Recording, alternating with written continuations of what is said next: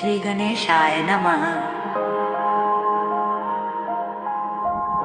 जय माता पार्वती।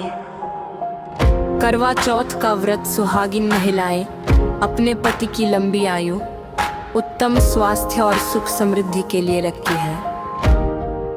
इस दिन निर्जला व्रत रखा जाता है और रात्रि में चंद्रमा के दर्शन एवं अर्घ्य देकर व्रत का पारण किया जाता है।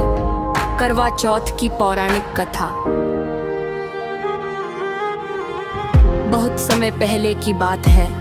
एक नगर में एक ब्राह्मण रहता था। उसके 7 पुत्र और एक पुत्री थी जिसका नाम वीरवती था। सभी भाई अपनी इकलौती बहन से अत्यंत प्रेम करते थे।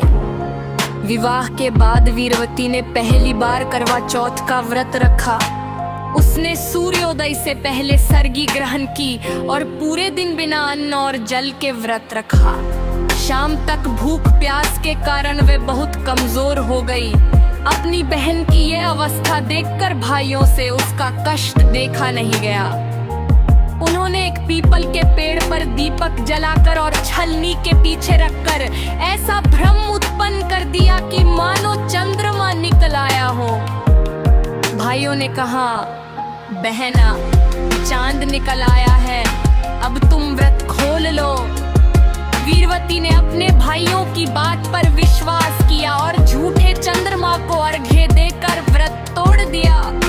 जैसे ही उसने भोजन करना शुरू किया, उसे अशुभ संकेत मिलने लगे। कुछ समय बाद उसे समाचार मिला कि उसके पति गंभीर रूप से बीमार हो गए हैं। कुछ कथाओं में उनके निधन का भी उल्लेख मिलता है। वीरवती अत्यंत दुखी हुई। तब एक देवी ने उसे बताया कि उसने अधूरा व्रत तोड़ा था, इसलिए ये संकट आया।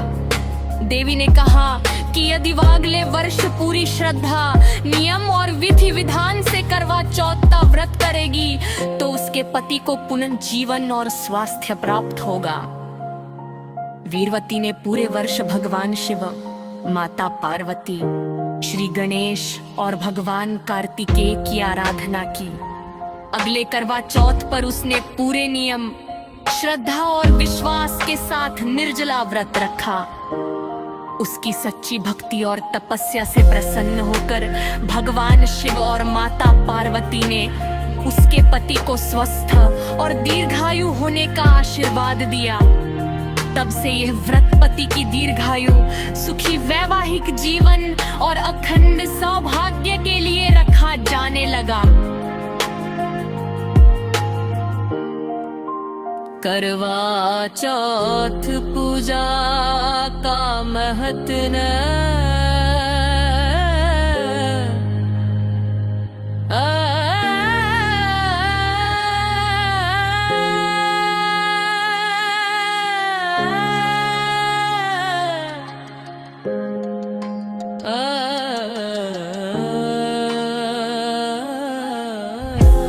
पति की लंबी आयु की कामना, वैवाहिक जीवन में वे प्रेम और विश्वास, परिवार की सुख समृद्धि, अखंड सौभाग्य की प्राप्ति, भगवान शिव, माता पार्वती, श्री गणेश और भगवान कार्तिकेय का आशीर्वाद। पूजा के